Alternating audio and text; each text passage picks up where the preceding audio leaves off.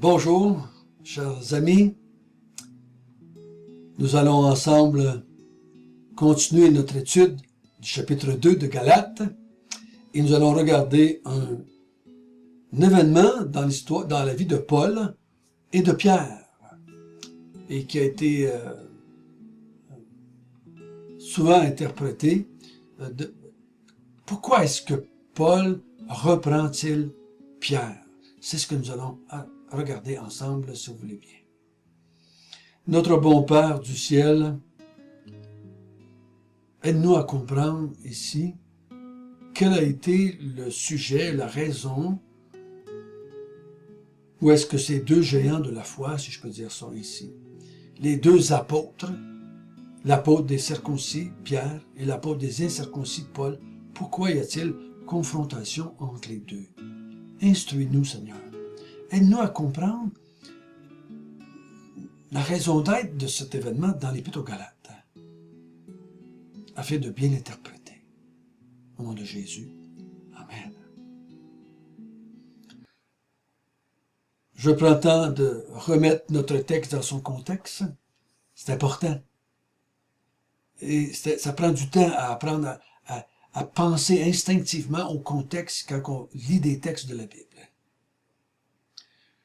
Il y a des faux docteurs, des faux frères qui visitent les églises de la Galatie et veulent les emmener à se faire circoncire, pratiquer la loi pour être sauvés, pour être justifiés.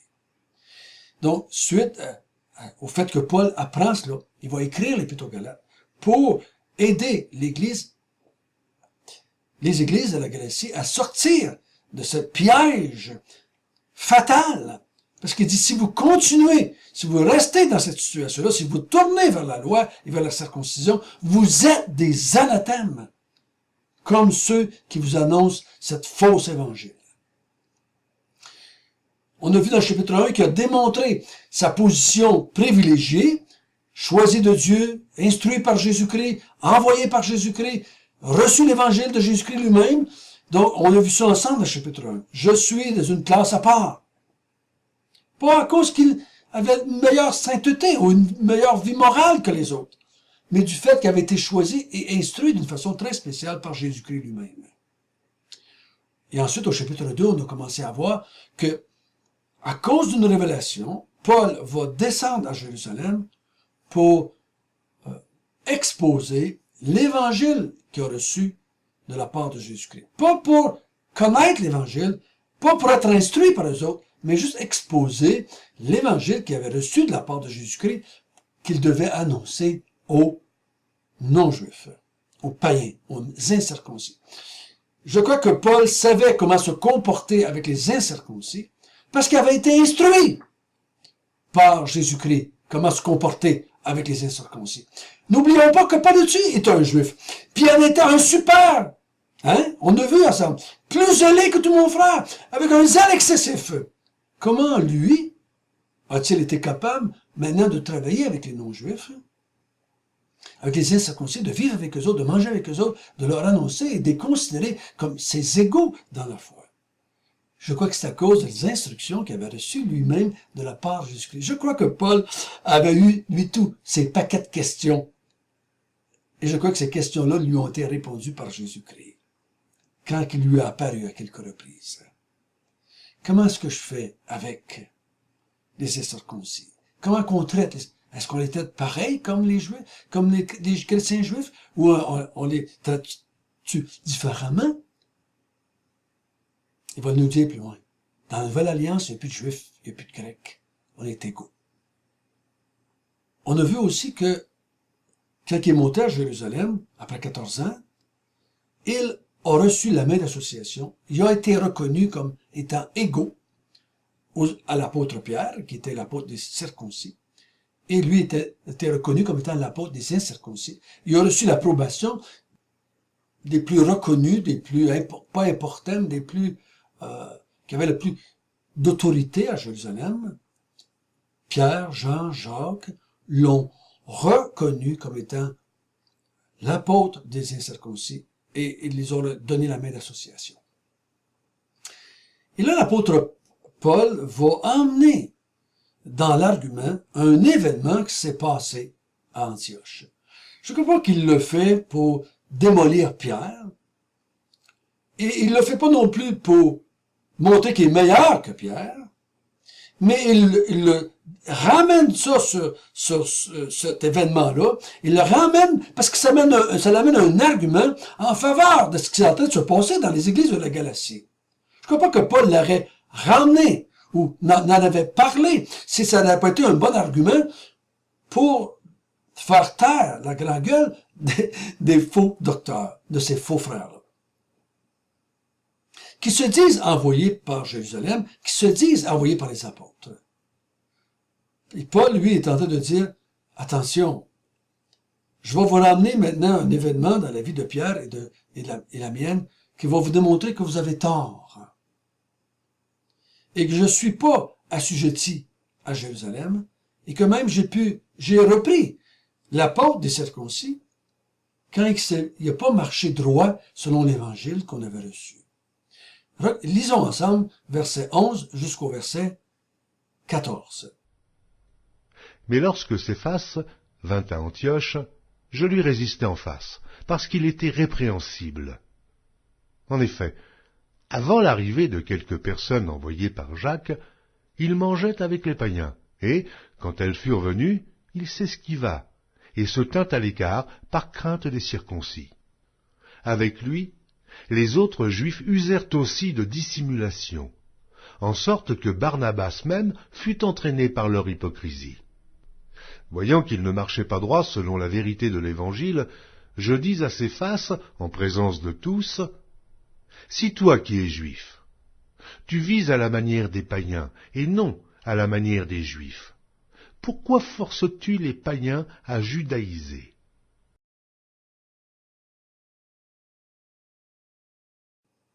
Ce matin, nous allons voir qu'est-ce qui s'est vraiment passé, ce que Paul a fait avec Pierre. Et demain, on va voir ensemble l'argument théologique. Pourquoi il reprend Pierre? Pourquoi est-ce que Pierre est répréhensible et qu'il ne marche pas selon l'Évangile? Regardez bien ici, verset 11 jusqu'au verset 14. Lorsque Céphas vint à Antioche, ville non-juive, église majoritairement non-juive, Pierre est là. Il est venu les voir. Il est venu s'enquérir. Il est venu vivre avec eux autres. Donc, Pierre n'avait pas de problème à aller avec des non-juifs. Donc, Pierre a vécu avec des non-juifs pendant un temps. On ne nous dit pas dans le texte combien de temps ici. Mais pendant qu'il était là, à l'église d'Antioche, Paul voit que Pierre est répréhensible et qu'il ne marche pas selon l'évangile reçu, selon la vérité de l'évangile.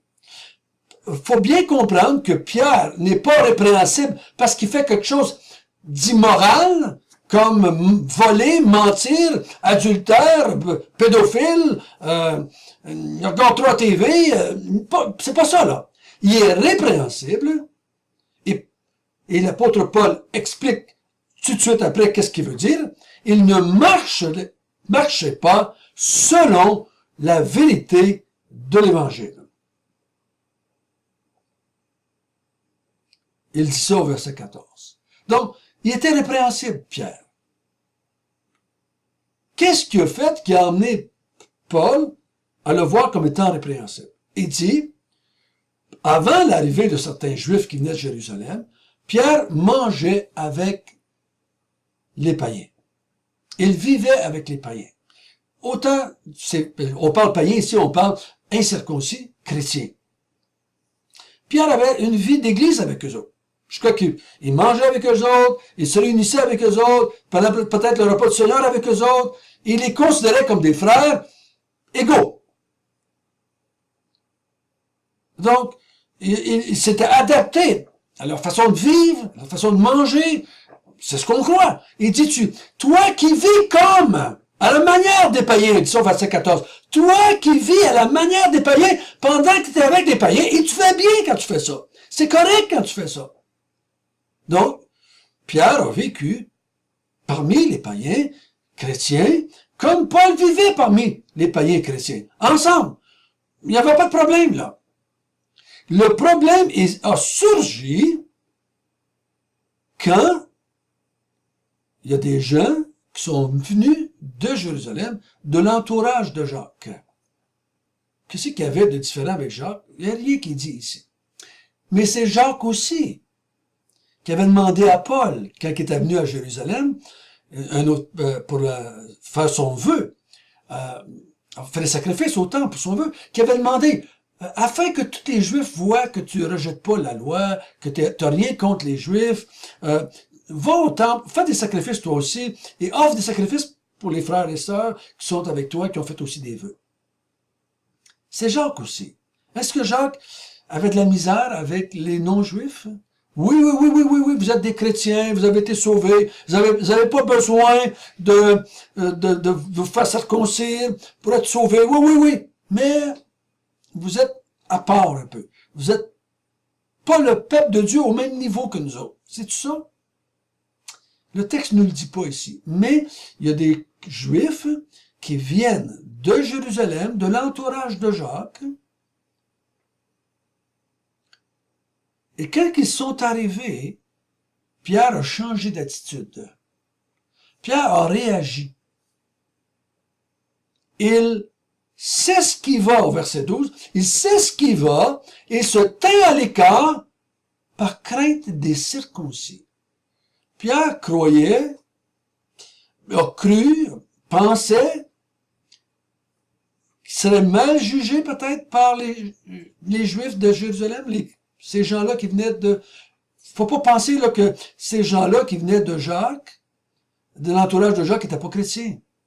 Faut pas les comparer ici avec les faux docteurs là, qui leur disaient ça. Je crois pas que Pierre était rendu qui était devenu quelqu'un qui exigeait qu'il soit sauvé ou justifié en mettant en pratique la circoncision et la loi. C'est pas ça ici. Mais Paul voit un danger là avec l'Évangile. Tu ne marches pas droit selon l'Évangile, Pierre. Par le fait que Pierre s'est esquivé, s'est retiré, il s'est tenu juste avec des Juifs, il a mangé avec les Juifs, il s'est habillé comme les Juifs, il a fonctionné avec des Juifs, et il ne voulait pas communier avec les frères et les sœurs païennes à cause de ces Juifs-là. Donc on voit le malaise, là. On voit le malaise qu'il y avait encore à ce moment-là. C'était très difficile pour les Juifs, à cause de leur culture, de leur arrière-plan, de considérer les non-Juifs comme étant leurs égaux dans l'Église de Jésus-Christ. Je l'ai dit hier, dans les Actes des Apôtres, on voit ça, tous les Actes des Apôtres. Ce débat, ce conflit, ces frictions qu'il y avait entre les Juifs et les non-Juifs, chrétiens. Et ici, l'apôtre Paul, il dit, j'ai pas accepté ça de la part de Pierre. Je l'ai repris devant tous. Je lui ai dit que ce qu'il faisait n'était pas droit, qu'il ne marchait pas droit, selon l'Évangile, selon la vérité de l'Évangile qu'ils avaient reçu. Pierre, tu ne fonctionnes pas bien. Tu ne fonctionnes pas selon ce que tu nous avais dit quand j'étais là à Jérusalem il y a des années. Mais je crois pas que Pierre exigeait qu'il le fasse pour être sauvé.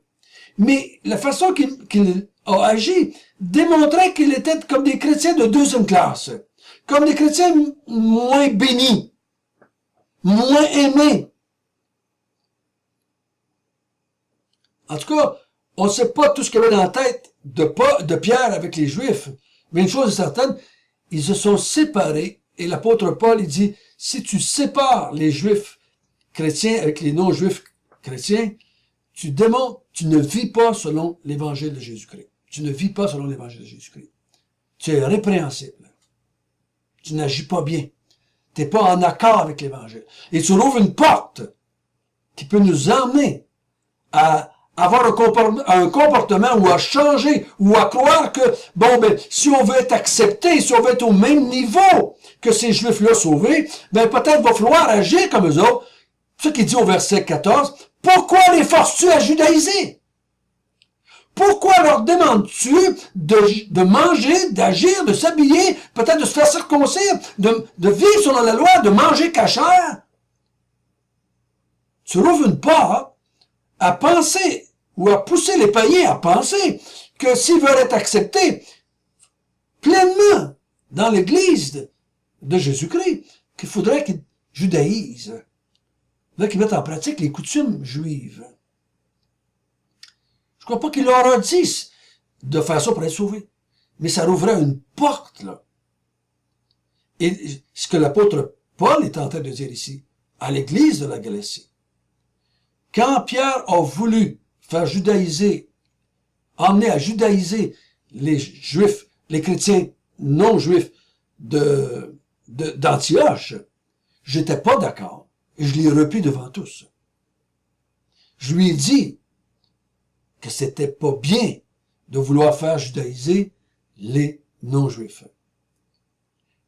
Comme je l'ai dit à Pierre dans ce temps-là, je vous dis à vous autres aussi, je le dis à ces faux docteurs encore aujourd'hui, je vous le dis à vous autres aussi, si vous vous judaïsez, parce que la porte est ouverte, là, voyez-vous, si Paul n'aurait pas repris Pierre, hein, la porte est ouverte, et là, c'est rendu au point dans l'histoire de l'Église qu'il y avait des Juifs qui venaient de Jérusalem, Paul les appelle, je crois, des faux frères, des faux docteurs, et qui étaient rendus à la place de dire maintenant, hein, si vous n'êtes pas circoncis, vous n'êtes pas sauvés, vous ne pouvez pas être justifiés.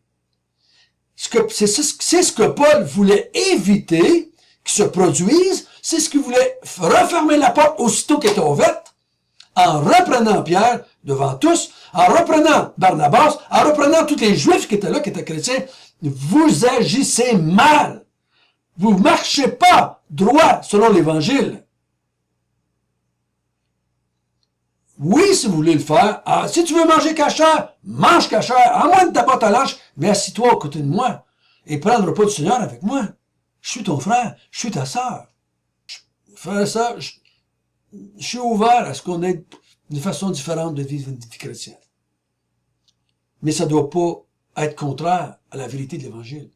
Si mon comportement m'amène à voir des frères et des sœurs comme étant moins sauvés, moins sanctifiés, moins aimés, moins bénis, j'ouvre une porte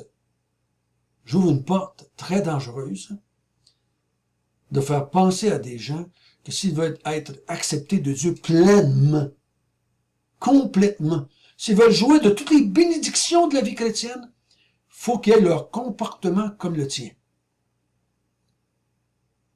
Ici, dans notre texte, il faut vous judaïser. Si vous ne judaïsez pas, là, ben vous êtes moins le peuple de Dieu. Vous êtes moins béni, moins aimé de Dieu. Oh, vous allez mourir, mais vous allez peut-être avoir moins de bénédictions dans le ciel que nous autres parce que vous n'êtes pas vraiment des Juifs et vous agissez pas vraiment comme des Juifs chrétiens. Vous devriez peut-être penser à pas manger comme cela, à pas vous habiller comme ça, à pas faire cela, peut-être à faire certains jours de la semaine, à respecter le sabbat peut-être. Attention, il faut agir droitement selon l'Évangile. Demain, on va regarder avec Paul l'argument théologique derrière cela. Pierre est répréhensible, il ne marche pas droit selon l'Évangile parce qu'il se sépare de certains chrétiens non juifs et il les voit comme étant moins. Il démontre par son geste de se séparer qu'ils ne sont pas corrects qu'eux autres. Donc, il faut faire attention de ne pas faire la même chose aujourd'hui, de rejeter certains frères ou certaines sœurs, parce que on considérerait que leur comportement, leur façon d'agir serait moins sain que les nôtres. Prions ensemble. Notre bon Père du ciel, notre désir, c'est de marcher droit selon l'Évangile. Nous voulons marcher droit selon l'Évangile de Jésus-Christ. Selon l'Évangile apostolique, selon l'Évangile de Paul, nous voulons marcher en accord avec l'Évangile. Oh Seigneur, montre-nous, par l'Épître aux Galates, montre-nous si on marcherait plus droit selon l'Évangile. Instruis-nous par l'Épître aux Galates. Montre-nous par l'argument demain à voir si notre vie d'église, notre vie individuelle, ne serait pas en accord avec l'Évangile, transmis par Jésus-Christ une fois pour toutes. Au nom de Jésus.